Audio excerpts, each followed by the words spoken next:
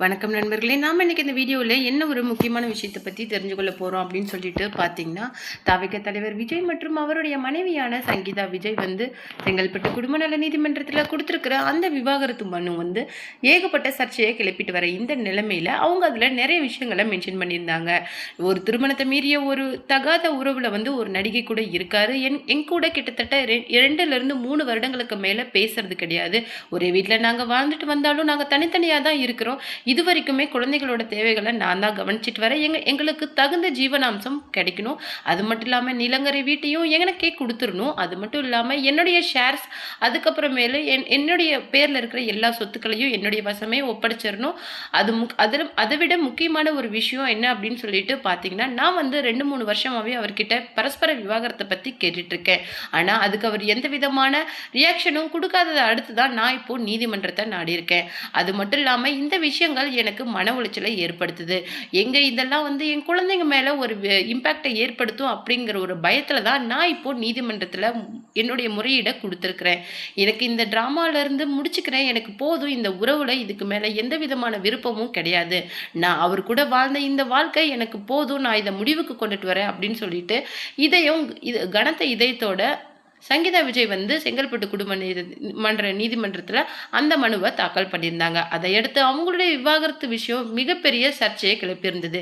இப்போ ரீசெண்டாக நடந்த மார்ச் 18 மகளிர் தின விழாவில் கூட இது அவ்வளோ பெரிய ஒர்த்தான விஷயம் கிடையாது. நீங்கள் இதனால் ஹர்ட் ஆகாதீங்க. நீங்கள் இந்த விஷயத்துக்காக எவ்வளோ ஹர்ட் ஆகுறீங்க அப்படிங்கிறத என்னால் புரிஞ்சுக்க முடியுது. ஆனால் இதை நினச்சி நீங்கள் ஃபீல் பண்ணுற அளவுக்கு என்னுடைய வாழ்க்கை ரொம்ப ஒர்த் கிடையாது. தயவுசெய்து இதை நீங்கள் விட்டுருங்க. 2024-26 எலெக்ஷன் நமக்காக காத்துட்டு இருக்குது. நாம இன்னும் ஓட வேண்டியது நிறைய தூரம் இருக்கு. உழைக்க வேண்டிய நிறைய விஷயங்கள் இருக்குது. இந்த டைம்ல தான் நாம ரொம்ப மனசை திடமா வச்சுக்கணும். தயவு செய்து தேவையில்லாத விஷயங்கள்ல உங்களுடைய கவனத்தை திசை திருப்ப முயற்சி பண்ணாதீங்க. 2026 எலெக்ஷனில் உங்களுடைய முழு கவனத்தையும் செலுத்துங்க அப்படிங்கிற மாதிரி தாவேகா நிர்வாகிகளுக்கு மட்டும் கிடையாது, அவருடைய ரசிகர்களுக்கும் அவர் அன்பு கட்டளையை விட்டிருக்கிறாரு. இந்த நிலைமையில தான் இன்னைக்கு திரையுலகத்தை சேர்ந்த எல்லாருமே இந்த விஷயத்தை பற்றி பேச ஆரம்பிச்சிட்டாங்க. ஒவ்வொருத்தரும் தன்னுடைய கருத்துக்களை ஜாடைமாடையாக சொல்லிட்டு வராங்க. இப்போ பார்த்திபன் த்ரிஷாவோட விஷயம் ரொம்பவும் சர்ச்சைக்குரிய விஷயமா போயிட்டு இருக்குது.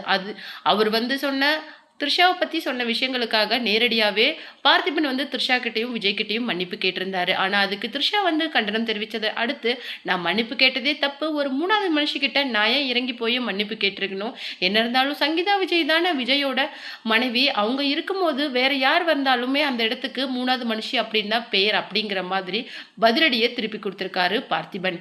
இந்த நிலைமையில தான் சிவகார்த்திகேயன் தாய் கிழவியோட பட கொண்டாட்டத்துக்கு அவர் நிறைய விஷயங்களை சொல்லியிருக்காரு. அது நிறைய விமர்சனங்களை கிளப்பினதோட என்ன சொல்றாங்க அப்படின்னு சொல்லிட்டு பார்த்தீங்கன்னா, திமுகவுக்கு ஆதரவாக விஜயை விமர்சிக்க ஆரம்பிச்சிட்டாரு சிவகார்த்திகேயன் அப்படிங்கிறதா சொல்றாங்க. அது மட்டும் இல்லாமல் அதுக்கு பதிலடி கொடுக்குற விதமாக சிவகார்த்திகேயன் என்ன சொல்லினாரு அப்படின்னு சொல்லிட்டு பார்த்தீங்கன்னா, நான் இந்த விஷயத்த ரொம்ப யதார்த்தமாக தான் சொன்னேன். ஆனால் அதுக்கு அவங்க ஒரு கதை கட்டி விடுறாங்க. ஆனால் நான் எப்பவுமே விஜய் அண்ணாவை தாக்கி பேசணும் அப்படின்னு சொல்லிட்டு நான் நினைக்கவே இல்லை. பராசக்தி ரிலீஸ் அப்போ கூட நான் ரொம்பவும் தெளிவாக அந்த மேடையிலேயே சொல்லியிருப்பேன். இந்த இந்த இந்த படம் 2மே பொங்கலுக்கு ரிலீஸ் ஆகுறது அப்படிங்கிறது என்னோட முடிவு கிடையாது. தயவு செய்து இதில் என்ன நீங்கள் இழுத்து விட்டுறாதீங்க. அண்ணாக்கும் எனக்கும் இருக்கிற அந்த உறவை தயவு செய்து கெடுத்து விட்டுறாதீங்க. யாராவது போய் இதை அவர்கிட்ட தப்பாக சொல்ல நேரிடும் அப்படிங்கிறதுனால தான் நானே இந்த மேடையில் ரொம்பவும் தெளிவாக சொல்கிறேன். இந்த படத்தோட ரிலீஸ் இப்போ வரது சரியாக இருக்கும் அப்படின்னு சொல்லிட்டு இது படக்குழுவோட முடிவு. இதுக்கும் எனக்கும் எந்த விதமான தொடர்பும் இல்லை அப்படிங்கிற மாதிரி ரொம்ப ஓப்பன் ஸ்டேட்மெண்ட் கொடுத்திருந்தாரு சிவகார்த்திகேயன். நாம் இன்னைக்கு இந்த வீடியோவில் என்ன ஒரு முக்கியமான தகவலை பற்றி தெரிஞ்சுக்கொள்ள போகிறோம் அப்படின்னு சொல்லிட்டு பார்த்தீங்கன்னா, முதல் முக்கியமான தகவலே சிவகார்த்திகேயன் விஜயை பற்றி என்ன பேசியிருந்தாரு அப்படிங்கிறத பற்றியும், அதுக்கு அவங்க ஃபேன்ஸ் கொடுத்த ரிப்ளைக்கும், அதுக்கு அவங்களுக்கு அவர் திருப்பி கொடுத்த அந்த பதிலடியை பற்றி தான் ரொம்ப தெளிவாக பார்க்க போகிறோம். அது மட்டும் இல்லாமல் சங்கீதா விஜய் 2வதாக ஒரு மனுவை செங்கல்பட்டு குடும்ப நீதிமன்றத்தில் தாக்கல் பண்ணியிருக்காங்க. அந்த மனுவில் அவங்க சொல்லியிருக்கிற அந்த இதயம் கடத்த விஷயத்தை தான் நாம் இந்த வீடியோவில் தெளிவாக பார்க்க போகிறோம். வீடியோக்குள்ளே போகிறதுக்கு முன்னாடி நீங்கள் நம்ம சிபி ட்ரெண்டிங்க்கு புதியவராக இருந்தால் மறக்காமல் நம்ம சேனலை சப்ஸ்கிரைப் பண்ணிக்கோங்க. தாய் கிழவி படத்தோட வெற்றி கொண்டாட்டத்துக்கு வந்த சிவகார்த்திகேயன் என்ன சொல்லியிருக்காரு அப்படின்னு சொல்லிட்டு பார்த்தீங்கன்னா, எனக்கு வந்து ரொம்பவும் கவலையாக இருக்குது. அதாவது மனைவி கூட இருக்கிற உறவை திடீர்னு முறிச்சுக்கலாம் அப்படின்னு சொல்கிறதுக்கு எப்படி தான் அவங்களுக்கு மனசு வருது அப்படின்னு சொல்லிட்டு தெரில. எனக்கும் ஆர்த்திக்கும் இருக்கிற உறவு வந்து எவ்வளவு பலமானது அப்படின்னு சொல்லிட்டு பார்த்தீங்கன்னா, இப்போ வரைக்கும் நான் வந்து என்னுடைய மொத்த நிதி நிர்வாகத்தையும் கவனிச்சிட்டு வரவங்க ஆர்த்தி தான். இப்போ வரைக்கும் கூட நான் வந்து இப்போ ஒரு படத்துக்காக வெளிநாடு ஷூட்டிங் போகணும் அப்படின்னு டிக்கெட் புக் பண்ண சொல்லி ஆர்த்தி கிட்ட தான் சொல்லுவேன். அது மட்டும் கிடையாது, என்னுடைய மொத்த ஃபேமிலியோட ஃபினான்ஸ் விஷயத்தை கவனிச்சிட்டு வரவங்க ஆர்த்தி தான். எங்கெங்கெல்லாம் ஷேர்ஸை முதலீடு பண்ணுறாங்க, என்னென்னலாம் சொத்துக்கள் வாங்குறாங்க அப்படிங்கிற எல்லா விஷயங்களுமே ஆர்த்திக்கு தான் தெரியும். இந்த மாதிரி ஆர்த்தி கையில் இருந்து நான் பணம் வாங்கிட்டு போகிறத ஒரு நாள் கூட நான் கேவலமாக நினச்சதில்ல. இன்ஃபேக்ட் நான் வந்து ரொம்பவும் சந்தோஷப்படுறேன். அதனால தான் நான் இன்னைக்கு ஒரு நடிகனாக மட்டும் கிடையாது, நான் ஒரு ப்ரொடியூசராகவும் இந்த சமூகத்தில் இருக்கிறேன். நான் வந்து இன்னைக்கு நாளுக்கு நாள் உயர்ந்துக்கிட்டு வரேன்னா அதுக்கு வந்து நான் மட்டும்தான் முழு பொறுப்புன்னு கிடையாது. என்னை மட்டும் கிடையாது, என்னுடைய குழந்தைங்களையும் சரி, வீட்டையும் சரி, நிதி நிர்வாகத்தையும் சரி ரொம்பவும் ஸ்ட்ராங்காக கவனிச்சிட்டு வரவங்க ஆர்த்தி தான். ஆர்த்தி இருக்கிறதுனால தான் எனக்கு இந்த தலைவலிலாம் இல்லாமல் நான் ரொம்பவும் பீஸ்ஃபுல்லாக நடிக்க முடியுது.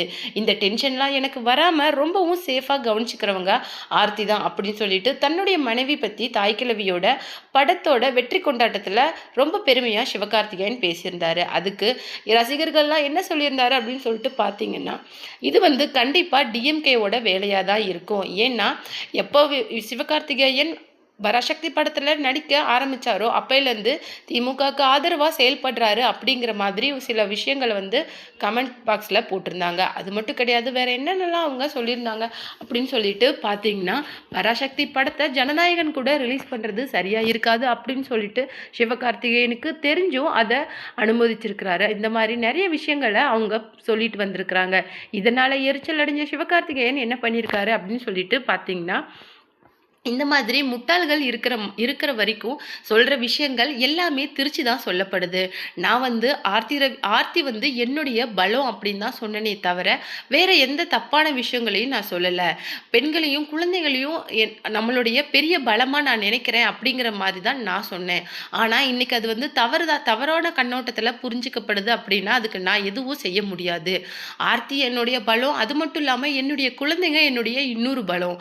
அவங்க 2 பேருமே ஆர்த்தி வந்து என்னுடைய மொத்த ஃபேமிலியும் கவனிச்சிக்கிறது மட்டும் இல்லாமல் அதை தாண்டி என்னுடைய எல்லா ஃபினான்ஷியல் ஸ்டேட்டஸையும் அவங்க கவனிச்சிட்டு வராங்க. இது அவங்களுக்கு ரொம்பவும் கஷ்டமாக இருந்தாலும் எனக்காக அதை செய்கிறாங்க. அவங்க அந்த ஸ்ட்ரெஸ் எல்லாம் எடுத்துக்கிறதுனால தான் நான் வந்து இப்போது ரொம்ப ரிலாக்ஸாக நடிக்க முடியுது. அது மட்டுமே தவிர நான் எந்த கட்சிக்கும் ஆதரவாக பேசலை, அது எனக்கு தேவையும் கிடையாது அப்படிங்கிற மாதிரி சொல்லியிருக்காரு. நான் முழுக்க முழுக்க என்னுடைய முயற்சியால் மட்டும்தான் உயர்ந்து வரனே தவிர இதுக்கு யாருடைய சப்போர்ட்டும் வேற எந்த ரெக்கமெண்டேஷனும் கிடையாது. தயவு செய்து இந்த மாதிரி எனக்கும் விஜய் அண்ணாவுக்கும் இருக்கிற ஒரு ரிலேஷன்ஷிப்பில் வேற எந்த விதமான முடிச்சும் போட ட்ரை பண்ணாதீங்க. எனக்கு வந்து அவர் மேலே இருக்கிறது ரொம்ப பெரிய மரியாதை. அவருடைய வளர்ச்சியை பார்த்து சந்தோஷப்படுற முதல் தம்பி நானாக தான் இருப்பேன் அப்படிங்கிற மாதிரி சிவகார்த்திகேயன் ரொம்பவும் பணிவாக பேசியிருக்காரு. இதை பற்றி நீங்கள் என்ன நினைக்கிறீங்க அப்படிங்கிற உங்களுடைய கருத்துக்களை மறக்காமல் நம்ம கமெண்ட் பாக்ஸில் கொடுத்துருங்க.